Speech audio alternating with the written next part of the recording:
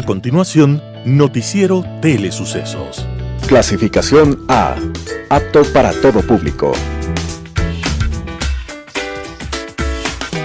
Un noticiero pensado para usted porque se lo merece. Nos acercamos a la realidad desde diferentes perspectivas. Noticiero Telesucesos.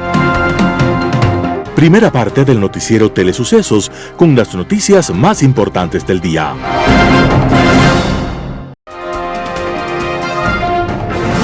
Un día como hoy. Cuando esta niña nació, ya su padre la había abandonado, a ella y a su madre. Y eso solo era el principio de todo lo que después hubo de llegar. Poco después, aquella madre perdió la razón, y el destino de aquella niña llamada Norma fue un peregrinar sin descanso entre distintos hogares y orfanatos. Al final, nada que pudiera sorprender.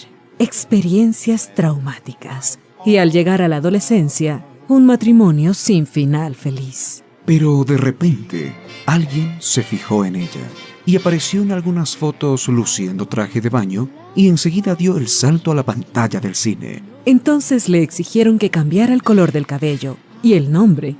Su cabello era rubio platinado. Su nombre era Marilyn Monroe. Y aquella niña huérfana y maltratada se convirtió de golpe en el más poderoso símbolo sexual del siglo XX. Y ante aquella rubia, que ni siquiera tenía nombre en las películas en las que actuaba, se rindieron desde escritores hasta presidentes. Pero detrás de aquella mujer exitosa y arrolladora, había más de una tragedia emocional que el mundo no sospechaba. Y era una tragedia que a Hollywood no le importaba. Para aplacar sus angustias e inseguridades, Marilyn Monroe acudía a excesos de alcohol y barbitúricos. Pero su final es otra historia. Hoy recordamos que Marilyn Monroe, el símbolo sexual más poderoso del siglo XX y un caso humano conmovedor, estaban haciendo un día como hoy, 1 de junio de 1926. Y le deseamos un día feliz, sin cámaras, sin falsas poses, sin luces ni autógrafos, sin cabellos rubios, sin conjuras ni barbitúricos, en medio del silencio sin fin. Feliz cumpleaños, en este 1 de junio, a Norma Jean Becker, más conocida como Marilyn Monroe. Las principales noticias del día. Titulares. Presidente Lasso dispone toda la protección necesaria para la fiscal Diana Salazar.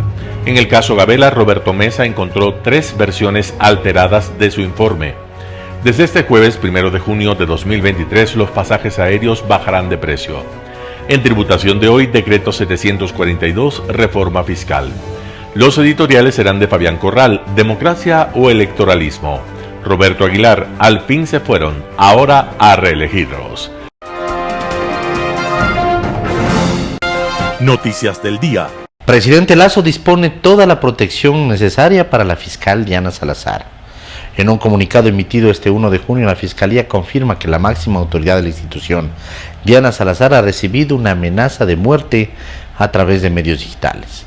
Según el mensaje de la entidad, las amenazas en contra de la fiscal Salazar y de su familia han escalado. Y como muestra está una captura de la plataforma WhatsApp. En el mensaje se evidencia un video dirigido a Salazar en el que un grupo armado le avisa a la fiscal que tienen todas sus ubicaciones y advierten con atentar contra ella. Esta institución rechaza todo intento de amedrentamiento que se da por el cumplimiento irrestricto de las competencias institucionales encomendadas, señaló la Fiscalía este jueves.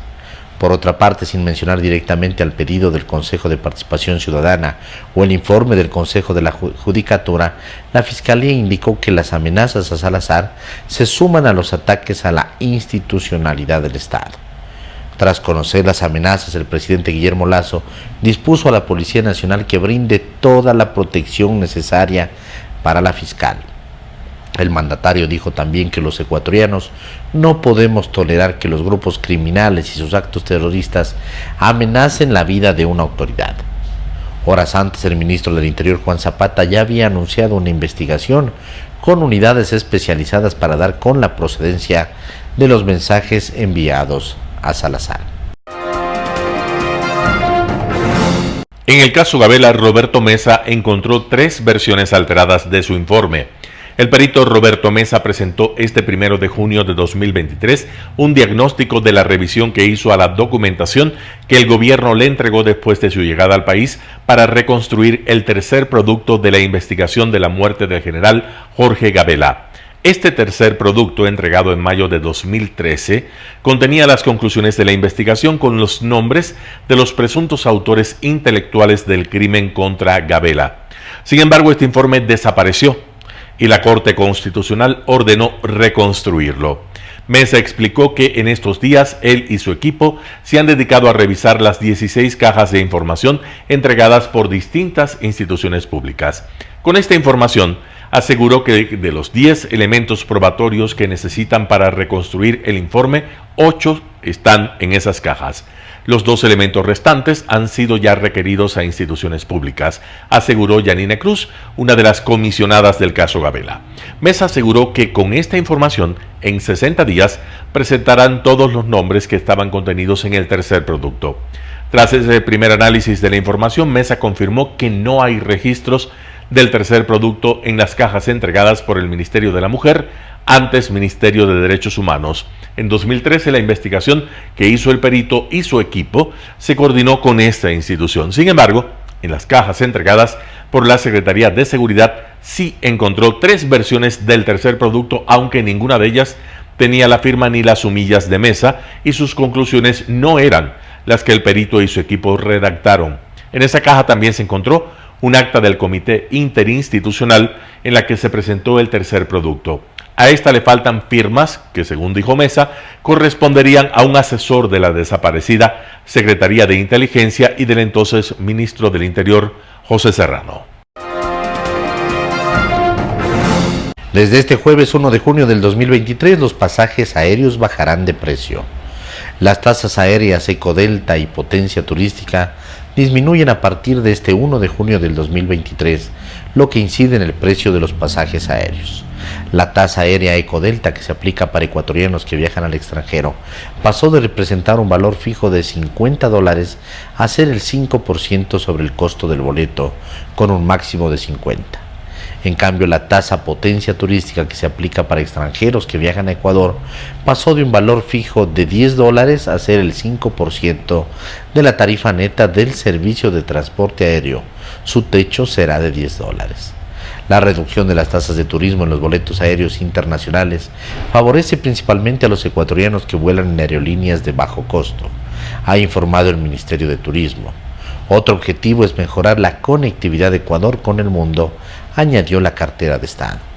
Por ejemplo, el Ministerio de Turismo señaló en marzo que un vuelo de Quito a Bogotá, que tiene un valor de $139.10, desde la fecha estimada junio, pasará a costar $89.45, lo que implica un ahorro de $49.95. De Guayaquil a Miami, que antes costaría $240.90, pasaría a $195.90, con un ahorro de $45.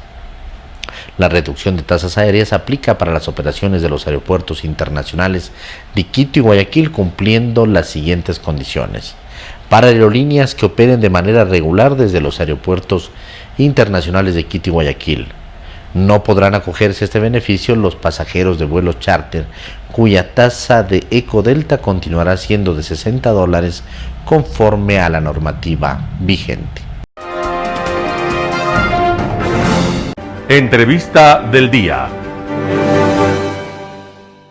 Este jueves en Radio Sucesos estuvo Gustavo Vega, rector de la Universidad Internacional del Ecuador, para hablar acerca de las elecciones anticipadas y sus candidatos, y también acerca de la persecución a la fiscal general. Escuchemos lo que dijo. En efecto, yo creo que hay que partir del hecho de realizar una pedagogía del valor de lo transitorio. Me refiero a que es un proceso muy particularmente coyuntural. Los candidatos deben saber que están para una etapa, en efecto, súbita, parcial. No se trata de que se empoderen de un proceso a largo plazo, es algo muy, muy transitorio. claro, contra lo deseable, posible, que apuntaría hacia la estabilidad. No se trata de un momento de estabilidad para el país, es un proceso muy transitorio que de paso a un momento más estable del Ecuador del futuro. Una pedagogía de lo transitorio para que los candidatos sepan que plantear una política de gobierno tiene que ser a manera de un intermeso entre una crisis y un futuro del país que aspira a ser menos pseudo-democrático. Hubo un momento dado en la historia que es bueno compararlo, como es reconocido por quienes hacen la historia reciente del Ecuador. Clemente Yerobi Indaburo ejerció una presidencia súbita en el Ecuador en transición. Tuvo el mérito de aceptar la identidad de ser transitorio. Un segundo momento ocurrió con Fabián Alarcón, cuando luego de una caída presidencial estrepitosa, hubo necesidad de fabricar un momento transitorio. La diferencia en esta vez fue que no se asumió el vestido, el ropaje, la identidad transitoria, y más bien se anheló a mirar el Ecuador desde un punto de vista de estabilidad. Un cierto momento de puente necesita este momento el Ecuador, de una filosofía real en favor de Heráclito, el cambio, y no de Parménides, lo permanente. Aplicar la visión de esta dicotomía de la filosofía presocrática a la realidad que vive el Ecuador. Ningún candidato debe poner como norte, como brújula, un momento a largo plazo. Tiene que ser muy cauto, prudente, y sin embargo no dejar de visionar hacia el futuro lo que el Ecuador necesita para su estabilidad. Gustavo, ¿por qué se tiene que considerar al próximo gobierno un gobierno de transición y como tal, qué tendría que hacer en este año y medio que le quedaría para completar el periodo hasta 2025? Atrapado el Ecuador entre un homicidio colectivo y simbólico, así lo pongamos, de una asamblea legislativa decadente y un suicidio en cascada del Ejecutivo, que más que un purgatorio vive un limbo opaco, cuya mazorca se desgrana poco a poco en los días que le quedan. Un símil en la historia con Romeo y Julieta y con los amantes de Teruel, con la diferencia de aquellos personajes que sucumbieron en un suicidio subsecuente y sucesivo por confusión, por un malentendido de las familias y las sociedades que cercaron a los amantes en un momento tal que, según la historia contada en Verona por Shakespeare y por varios dramaturgos españoles en Teruel, esta vez no se trata de un suicidio sucesivo, sino de un homicidio simbólico y luego de un suicidio. Por eso pensamos que, en efecto, lo que ocurrirá en el futuro del Ecuador será no precisamente en estos pocos meses que tendrán que cursar en una cuenta regresiva del reloj, sino en la medida en la cual seamos capaces de buscar la concertación, de buscar el acercamiento, el diálogo, que seamos patriotas alguna vez en un momento político tan delicado y que anhelemos producir un momento de confianza, de esperanza en un Ecuador que ha sido devastado por la delincuencia y por el narcotráfico. Asistimos, por tanto, a un Ecuador difícil, en la mitad, además de una justicia en donde tantos jueces sin toga se han vendado solo un ojo, mientras el otro está bien abierto y hace negocios. En la mitad de un Consejo de Participación Ciudadana obediente y de quien desde lejos inseminó este parto de los montes, ordenando lo que deba decir, gestionar vetar o alentar. Sin embargo, yo creo que en efecto hay una dispersión enorme de candidatos. Invito a los mismos a que consideren los binomios femeninos como un acto de convicción política de equidad de géneros y no como un botín político en donde un salto a la presidencia y la vicepresidencia del Ecuador esté simplemente maquillado con el nombre de una mujer, sino con la convicción política, con la certeza de que el gobierno lo hace en los dos géneros. Es un momento en donde realmente pensamos que cada uno de los candidatos tiene que superar atavismos que se han vuelto realmente complejos. Y voy apenas a resumirlo telegráficamente de la siguiente manera. En el caso de Pachacuti, descastado como está, el principio que se hizo viral, robarán bien, y un calo que caló bien en favor de la violencia sexual, una izquierda democrática buscando lamer heridas entre tres facciones endógenas. Por otro lado, UNES con un caudillismo gregario donde no hay debate, sino obediencia debida a la política que se ordene. En el programa Mesa de Análisis Estado de la Nación estuvo Rocío Rosero, presidenta de la Coalición Nacional de Mujeres del Ecuador, y Daniela Chacón, directora ejecutiva de la Fundación Tándem, para hablar acerca de la paridad de género. Veamos la nota. ¿Cómo nos encuentra hoy, en 2023, el criterio de la paridad y esta decisión, Rocío, que ha tomado el Consejo Nacional Electoral?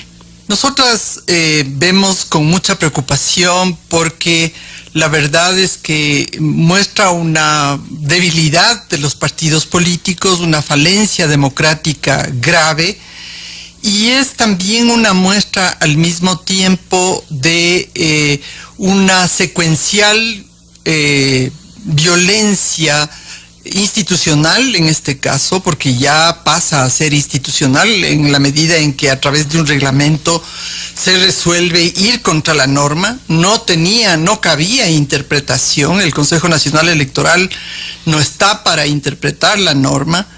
La ley dice claramente, el artículo del Código de la Democracia señala que en la próxima elección tenía que haber la paridad, y esta es la próxima elección, y así tenía que ser. No cabe ninguna interpretación. Y si, digamos, de acuerdo a la Constitución, también hay un mandato, hay un principio que nos protege, precisamente, que es el de la progresividad de derechos, es decir, en la posibilidad de que hubiera algo que interpretar, tiene que estar cerca de la norma que más beneficie a quienes están involucrados. Entonces, la obligación del CNE es aplicar la ley.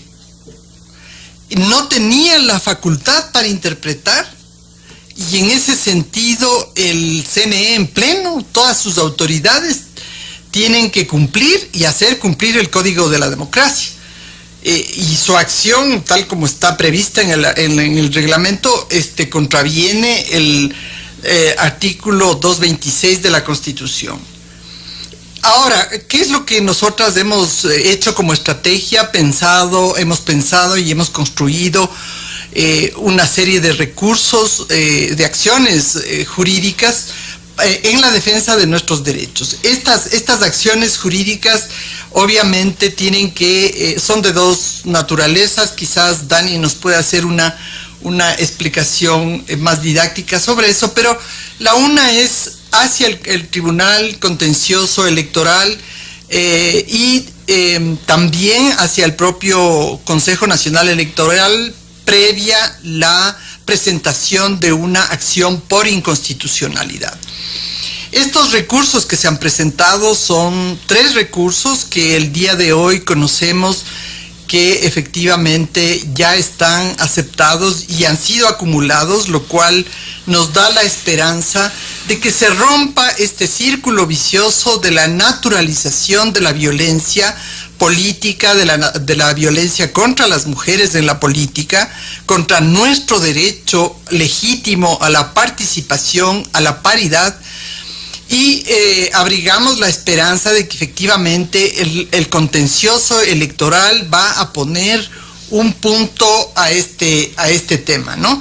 Y aquí sí vale decir una cosa que valoramos muchísimo desde todos los sectores del movimiento y de las organizaciones de mujeres, incluidas las mujeres políticas de varias tendencias y partidos que nos hemos agrupado en torno a la consigna Paridad 2023, no sin mujeres y democracia paritaria en el 2023. ¿Qué es lo que se buscó con la aprobación de este artículo 99 y qué es lo que debería haber hecho el Consejo Electoral en esta elección?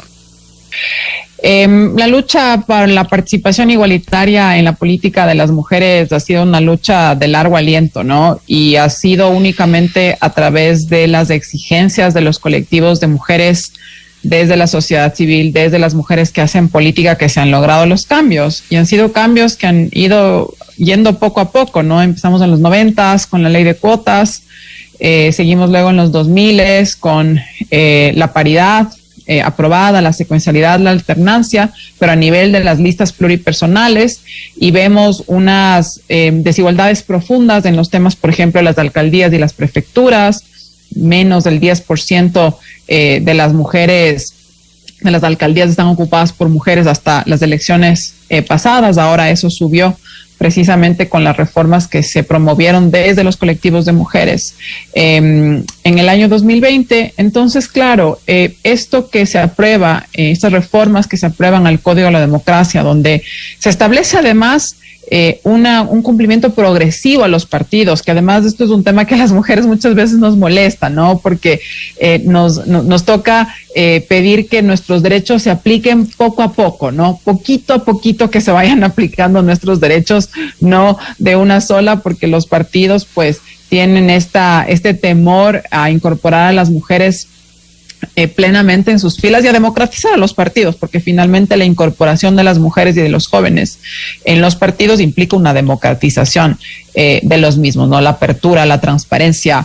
y la asignación justa de las candidaturas. Entonces, estas reformas lo que hacen es eso, ¿no? Es establecer estos parámetros de obligatoriedad progresiva a los partidos políticos para que incluyan en sus listas a jóvenes, a mujeres, y en el caso de las mujeres, la paridad, ¿no? Que los binomios presidenciales sean paritarios, que las listas pluripersonales estén encabezadas en un 50% por mujeres y por hombres, y en el caso de los locales, que las candidaturas a la alcaldía y las candidaturas a las prefecturas también estén en ese 50%. Y la ley es clara, el Código de la Democracia es muy claro, señala que en las siguientes, ¿no? La disposición transitoria tercera de esta reforma se declara que en las siguientes elecciones, las posteriores, ¿no? A las elecciones generales que se dieron ahora en el 2021, se tiene que aplicar la regla del 50%. Y estas son las siguientes elecciones.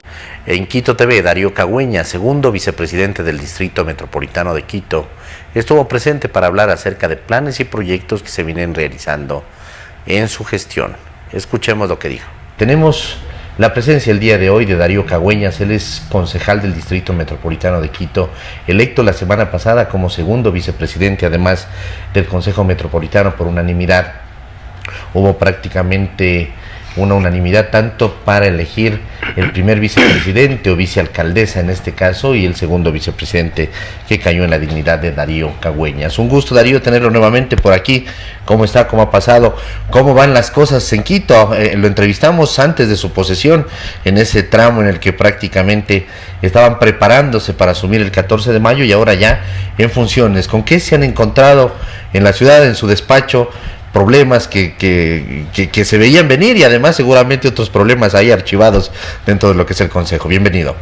Muchas gracias, apreciado David. Saludos cordiales a toda la ciudadanía que nos mira a través de este medio, a mis hermanos y hermanas quiteños, a mis hermanos y hermanas ecuatorianos. Sí, decir que la administración municipal como ya es conocido de todos los quiteños y las quiteñas y del Ecuador entero. No la hemos recibido en las mejores condiciones. Lamentablemente la ciudad ha tenido que pasar por procesos de administraciones pasadas que no han sido, digamos, tan favorables para la ciudad, pero ese es el reto, ¿no? Ese es el reto, un reto súper grande. Hemos puntualizado ya varios ejes, por ejemplo, como el tema del Metro de Quito, que es un tema importante sobre el que tenemos que trabajar, el tema de la regularización de barrios, y el tema de las mesas de inversiones, que han sido más o menos los ejes que ha planteado el alcalde como administración, ¿no? Como ejecutivo en la administración municipal. Pero obviamente nosotros como despacho, que siempre ha sido y será un despacho de puertas abiertas, hemos recibido a toda la ciudadanía con problemáticas de diferente índole, ¿no? Sobre todo nosotros que venimos de la gestión cultural, hemos tenido los gestores culturales y los artistas en nuestra oficina con todo el agrado del mundo, pero también hemos tenido gente del sector de la educación, gente del sector del transporte, en fin, de los diferentes estamentos sociales, y nosotros pues obviamente tenemos ya nuestro archivo de requerimientos ciudadanos en lo que en la medida de lo posible y nuestras posibilidades y nuestras competencias trabajamos y vamos pues obviamente solventando cada una de las peticiones ciudadanas. Así es, dentro de las primeras acciones que ha tomado el municipio son cosas básicamente administrativas que permitan ir poniendo en orden, adecentando precisamente el consejo, y luego la ciudad, por supuesto. Se han designado las comisiones permanentes, usted preside la que es de turismo y fiestas, y también es parte de la de espacio público, ¿no? Y propiedad, propiedad y ¿no? espacio público. Propiedad y espacio público, y también se ha aprobado una ordenanza que impide la presencia de los concejales dentro del directorio de las empresas metropolitanas. Creo que son hechos positivos los que se vienen dando en un inicio dentro del consejo. Sí, yo quiero aquí un poco prolongarme en este sentido y decirle de una manera súper enfática a la ciudadanía que tengamos la información correcta. No hemos sido los concejales los que hemos decidido no participar en los directorios. Es por eso que ha habido una votación donde nosotros justamente mismos hemos votado para no ser parte de los directorios, en función de que exista este voto de confianza hacia el Ejecutivo y que exista, digamos, un tema de gobernabilidad. Es decir, no es una ordenanza, sino es... No, es una ordenanza. Es una ordenanza, ya. Es una ordenanza, ¿no? Es una ordenanza, ¿cierto? Y han votado y votamos en ese sentido. Pero aquí hay algo muy importante que decir. Se decía de manera conceptual que no cabe que los concejales estén dentro de, o participemos dentro de los directorios. Se hacía una analogía, como decían, ¿cuándo has visto un asambleísta que sea parte del directorio de Petroecuador o de CNT? Y acá pasa lo mismo, ¿no? El legislativo no puede ser parte de los directorios de las empresas del Ejecutivo, y obviamente eso es un concepto absolutamente válido, es un concepto lógico, además. Sin embargo, de eso, recordemos que los concejales tenemos este rol fiscalizador, este papel de fiscalización, y eso hace de que la participación en los directorios, o justifique esa participación en los directorios. Sin embargo, de eso el compromiso del alcalde Pavel Muñoz ha sido más bien una propuesta mía en el pleno del Consejo Metropolitano.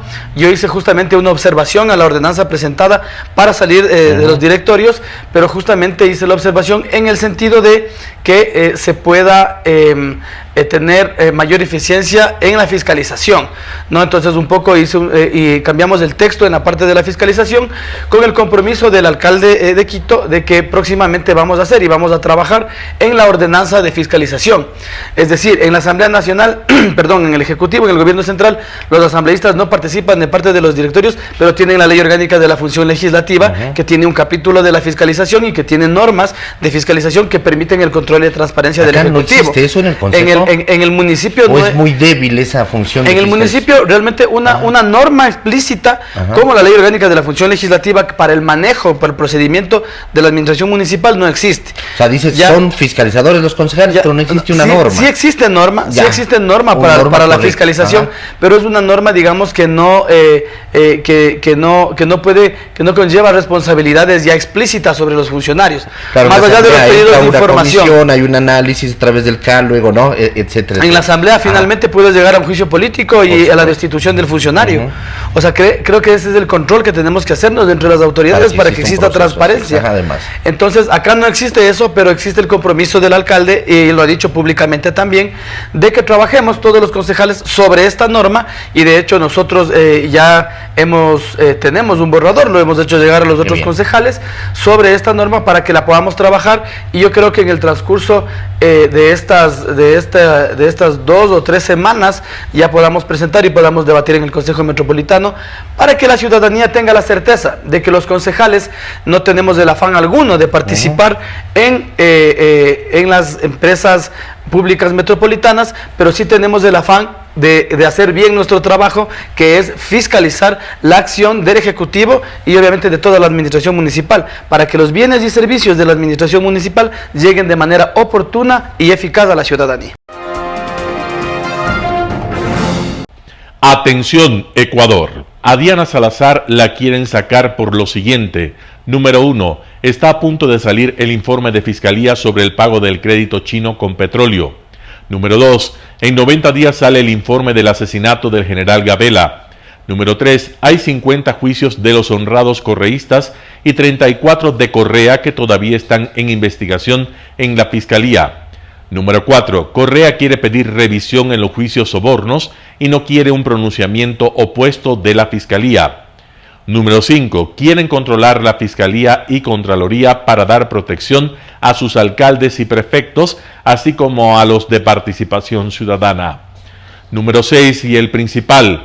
Quieren un fiscal comprado para obtener la amnistía para el prófugo.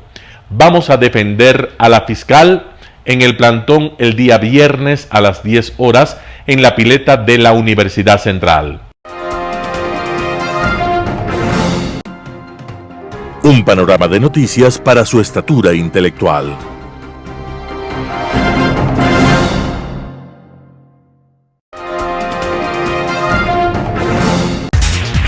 Tributación de hoy con Cristina Trujillo. Soy su amiga Cristina Trujillo de su noticiero de Telesucesos. Vamos a hablar sobre el decreto 742 que se encuentra en la Corte Constitucional enviado por el presidente Guillermo Lasso. Este decreto tiene puntos importantes al ser un decreto económico urgente. Es el decreto de la Ley Orgánica para el fortalecimiento de la economía familiar. Tiene puntos muy importantes porque reforma varios cuerpos legales, la Ley de Régimen Tributario Interno, así como también el Código Tributario. Dentro de los puntos importantes se encuentra la reforma para el uso de los gastos personales en función de las cargas familiares. Es importante que usted recuerde que este punto se aplicaría en el periodo fiscal 2023, en función del concepto de rebaja por uso de gastos personales, una rebaja que sería del 18% en función del número de las cargas personales. Adicionalmente, también se reforma la tabla de personas naturales, haciendo que si el dictamen es favorable, usted pueda aplicar esta reforma por la disposición general primera en el periodo fiscal 2023. Lo que se tendría que hacer es un recálculo del impuesto a la renta de las personas naturales para este periodo fiscal. Esta es una reforma especial para este año 2023 en lo que se dispone para el impuesto a la renta. El resto de las reformas que trae el decreto 742, si el informe es favorable de la Corte Constitucional, que ya la próxima semana se llama audiencia pública para la aprobación de este decreto enviado a la Corte Constitucional, serían para el periodo fiscal 2024, como por ejemplo en el régimen simplificado RIMPE. Puntos importantes de la reforma del régimen simplificado RIMPE. Por ejemplo, la tabla progresiva para el tema de los negocios populares. Quiero, por ejemplo, mencionar que los negocios populares tienen hasta este año 2023 una tarifa o un pago único de $60.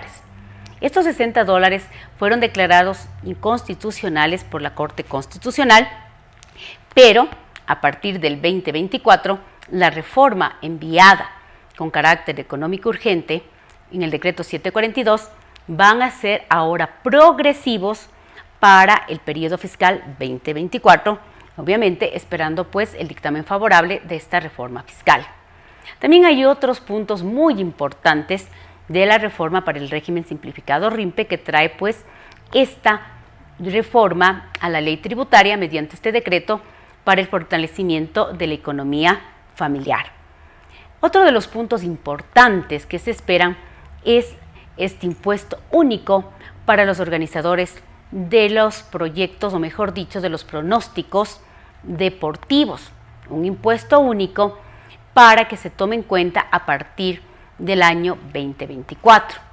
Es importantísimo tomar en consideración que este decreto 742, emitido por el presidente de la República, tiene que ser aprobado para entrar en vigencia por la Corte Constitucional, recordando que el decreto 741 eliminó o disolvió a la Asamblea Nacional en función del artículo 148 de la Constitución de nuestro país. Es así que estos decretos económicos urgentes, para poder entrar en vigencia, necesitan los dictámenes favorables de la Corte Constitucional. Es muy importante que usted recuerde esto para poder comprender el actual marco regulatorio de nuestro país. Tenemos que estar muy a la espera de todo este funcionamiento legal, tomando en consideración que el decreto 742 es la reforma tributaria en resumen de los puntos importantes de lo que es esta ley orgánica para el fortalecimiento de la economía familiar. Puntos importantes de reforma de la Ley de Régimen Tributario Interno y del Código Tributario. Soy su amiga Cristina Trujillo y le voy a mantener súper informado en su noticiero de Telesucesos. Nos volveremos a ver la próxima semana. Editorial. Democracia o electoralismo. Artículo de Fabián Corral publicado en Diario El Universo. La democracia, ese complejo sistema que, bajo la tesis de la soberanía popular, justifica la obediencia de las masas y el mando de las mínimas dirigencias, se ha reducido a su más pobre dimensión, el electoralismo. Esto es, la recurrencia a las urnas, la saturación de campañas y la promoción de personajes que, según la dirección de la propaganda, encarnan la bondad angelical o la satánica maldad. A todo esto se suma la inducción plebiscitaria que, hábilmente manejada, crea la impresión de que es el pueblo quien decide los más complejos temas jurídicos y los más acuciantes asuntos de interés común. Los demás aspectos que hicieron de la democracia liberal un sistema aceptable para soportar la obediencia y justificar el hecho siempre polémico del mando han quedado enterrados bajo las toneladas de propaganda y demagogia, de manipulación y mentiras que simplifican el sistema y reducen el debate a una especie de catecismo, a un dogma elemental. Los plebiscitos han dejado de ser métodos en los que la razón y la reflexión orientan las decisiones de los votantes para convertirse en sistemas de promoción de ideas excluyentes orientadas desde el poder. Las discrepancias se miran, entonces, como traición a la patria, como negación de la opción escogida desde arriba. Así, la tolerancia que estuvo ligada a la vieja democracia ya no es bienvenida. El mérito de los demócratas está ahora en el grado de fundamentalismo del que hacen gala, en la capacidad de exclusión del enemigo, en la fuerza que ponen en afirmar el discurso que les coloca más allá de toda posibilidad de discusión. El electoralismo reduce la participación ciudadana al ritual del voto. Los electores, que durante meses han sido pasivos receptores de promesas y agobiadas víctimas de la propaganda, o curiosos concurrentes a mitines que semejan eventos deportivos, llegan a rayar la papeleta. Allí concluye su pasajero protagonismo, más emotivo que racional. Después, la maquinaria del Estado, arrogante, impávida, seguirá su marcha hasta la próxima convocatoria al pueblo. Y los elegidos seguirán la ruta de sus carreras electorales. El electoralismo pervierte el mandato político, el encargo, que es la sustancia de la legitimidad de los legisladores. Cuando en las campañas se menciona siquiera la tarea de legislar, ¿cuándo se debaten de verdad los proyectos de ley y las ideas en torno a ellos?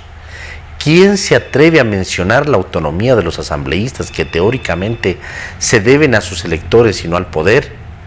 ¿Quién le pone el cascabel al gato y pide cuentas de los resultados de las leyes que se expiden y de las que no se expiden por pereza o compromiso? ¿No son todas esas renuncias evidencia de la caducidad de la democracia y del florecimiento de un sistema que agota la soberanía en las formas? Vivir la democracia solo como la culminación de un evento en el que el pueblo se ha convertido en público espectador y transitorio actor de una suerte de parodia es el peor servicio que se le puede hacer al sistema. Vivir la democracia exige discutir y debatir sus deformaciones. Artículo de Fabián Corral publicado en Diario El Universo. Al fin se fueron, ahora a reelegirlos. Roberto Aguilar, El Expreso. Impagables semanas de tranquilidad emocional le procuró al país el decreto de muerte cruzada. Sin un Virgilio Saquicela dedicado a conciliar con fidelidad perruna los distintos intereses golpistas del espectro político. Sin una Viviana Veloz destilando arrogancia a la hora de humillar al funcionario gubernamental de turno, por insignificante que éste sea. Sin una Mireya Pazmiño disparando vidriosos destellos de locura de sus ojos de condorito mientras lee con torpeza textos que no entiende. Sin un Esteban Torres adornándose con improbables analogías de la República Romana tomadas de la novela de moda de Santiago Posteguillo para inventarse un delito que no existe en el Código Penal. En fin, sin esa cuerda de conspiradores, arribistas y analfabetos que conformaban la peor legislatura ecuatoriana de todos los tiempos y la peor evaluada, apenas un 4% de aceptación según las encuestas más optimistas. La vida pública de la nación discurre sin mayores arrebatos que los propiciados por los funcionarios títeres del delincuente prófugo Wilman Terán y Allen Berbera. Hasta el número de muertes violentas en las calles parece haber descendido. Sin embargo, el país ya se prepara para reelegirlos a todos o a casi todos. Mejor dicho, no se prepara y por eso lo más seguro es que lo hará. El correísmo ya ha anunciado que, salvo el pandillero de la narcopiscina, postulará a todos sus angelitos, entre los que figuran varios de analfabetismo comprobado. También van por ese camino los socialcristianos, acaso conmovidos por el desgarrador espectáculo que ofrece un Luis Almeida, que ha empezado a comerse la camisa o quizás simplemente obligados a ello porque no tienen otros cuadros. Lo mismo hará el bloque de gobierno, en un más que tardío intento por convertir a ese chiringuito de marca Creo en algo más que una empresa electoral para llevar a Carondelet a Guillermo Lasso. Demuestran así, todos los partidos, que la sanción popular les vale 3 atados, que el rechazo del 96% de la población es un dato menor en nuestro sistema democrático, que se puede tener los niveles de aceptación por los suelos y, sin embargo, seguir ganando escaños en el Parlamento. Salvo que ocurra algo espectacularmente inusual, así será. Y lo seguirá haciendo, mientras el voto sea obligatorio en este país. Ese bajísimo 4% de aprobación que alcanzó la Asamblea Nacional recoge, en efecto, una vaga sensación de frustración con la política común a todos los ecuatorianos, pero no se traduce necesariamente en un rechazo específico a tal o cual político, a tal o cual asambleísta con nombre y apellido, por la simple razón de que la inmensa mayoría de los votantes ni siquiera es capaz de identificarlos.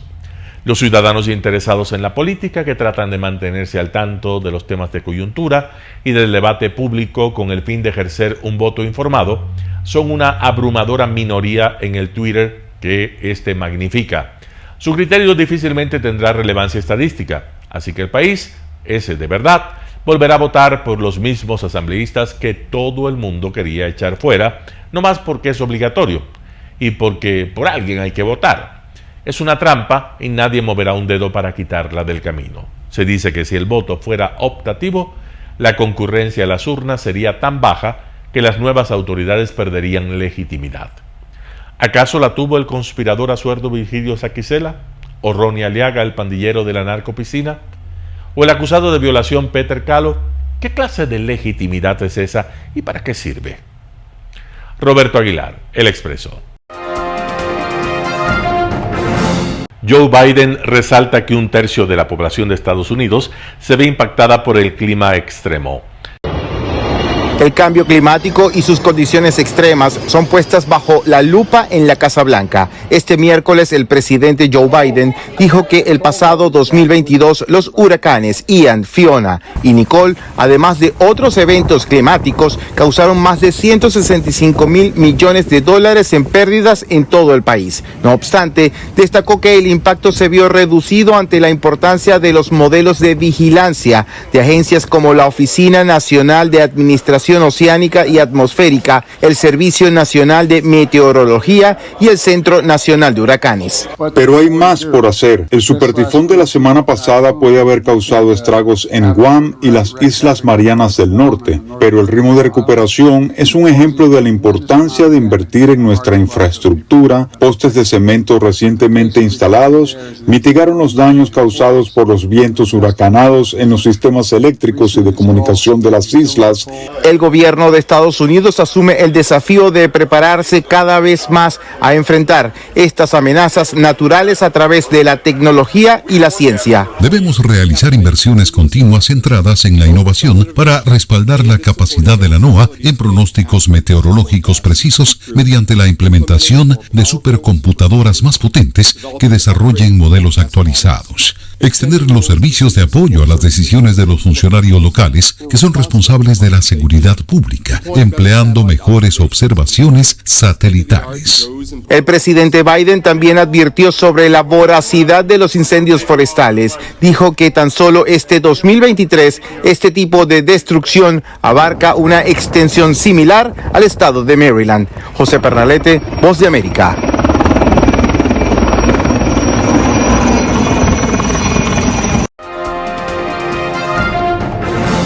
La ONU afirma que 525 niños han perdido la vida debido a la guerra en Ucrania. El cuerpo sin vida de un niño recuerda en este parque de Kiev que las bombas rusas no hacen distinciones cuando explotan. Su abuela sobrevivió, pero otras 2 personas, entre ellas una madre que estaba con su hijo pequeño, perdieron la vida. Acudieron al refugio al oír las sirenas antiaéreas, pero estaba cerrado. Se está investigando por qué. En un discurso con motivo del Día del Niño, el presidente ucraniano recordó que al menos 483 niños han muerto en la guerra y que más de 19.500 menores fueron deportados a Rusia y Bielorrusia. Назвати словами вони стали жертвами російської агресії, чи вони загинули внаслідок збройного конфлікту. Ні, Росія вбила цих дітей. Ще майже 1000 дітей Росія скалічила. І про це не можна сказати, вони зазнали ушкоджень внаслідок бойових дій. La ONU aumenta ligeramente la cifra de Zelensky e informa que han muerto 525 menores en estos 14 meses de guerra. Rusia también habla de los niños como víctimas en el conflicto, pero acusa a las fuerzas ucranianas de poner en peligro a los menores en territorio, según Moscú, ahora ruso. Entre tanto, siguen los combates en la frontera y los bombardeos rusos en Kiev a plena luz del día.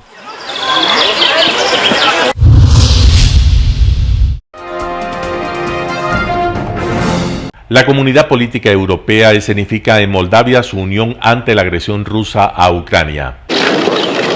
La guerra en Ucrania encabeza, sin ningún género de duda, el orden del día de la segunda reunión de la Comunidad Política Europea en Moldavia. El presidente Volodymyr Zelensky es uno de los casi 50 líderes que asisten a la cumbre.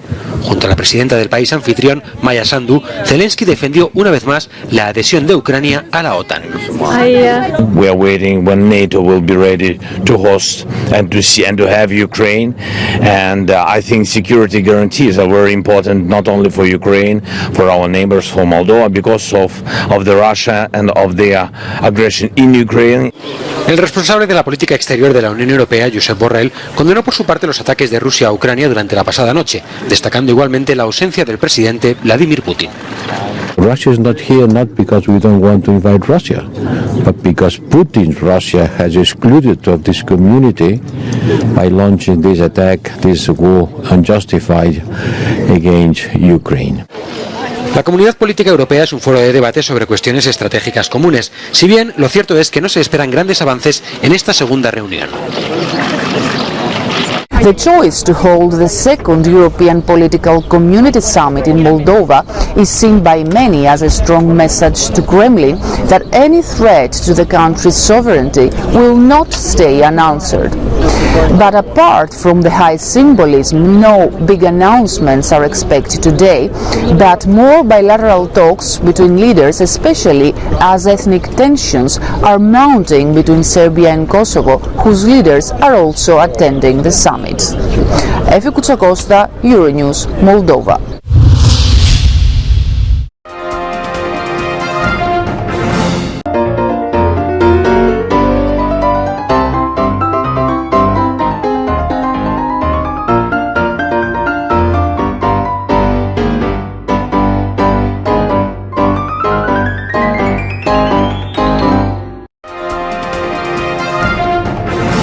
El término arena dejó tiempo atrás de ser sinónimo de muerte.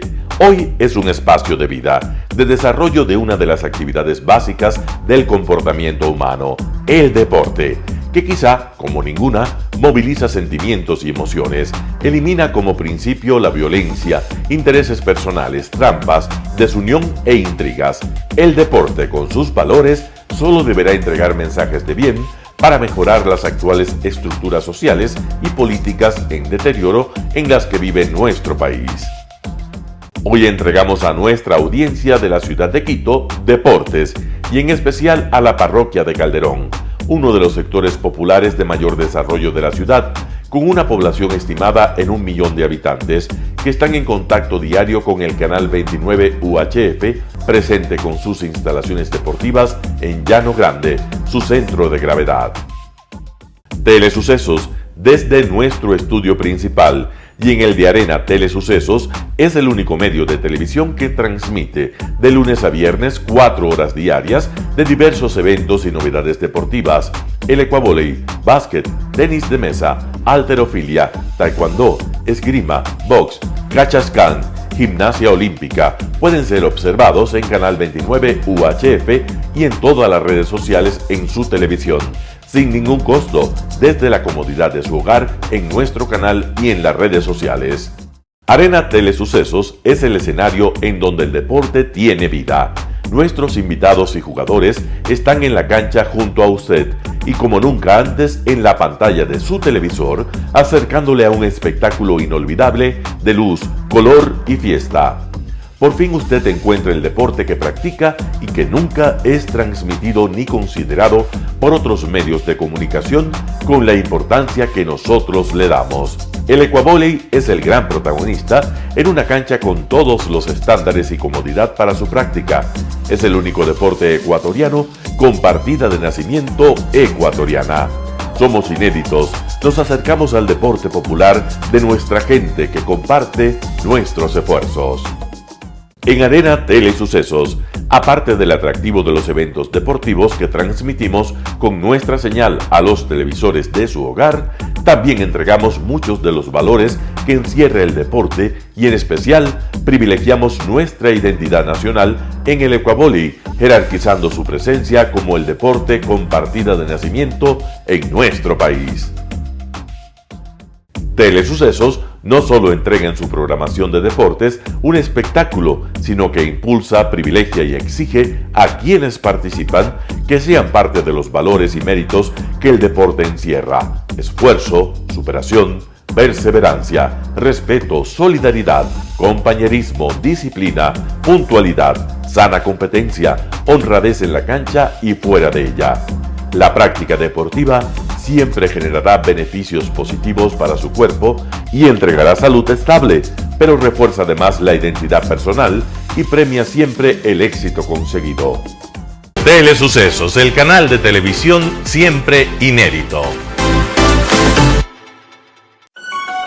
El noticiero Telesucesos es retransmitido de lunes a viernes a las 7 horas por Radio Planeta Sur 106.1 FM de la ciudad de Loja. Noticiero Telesucesos.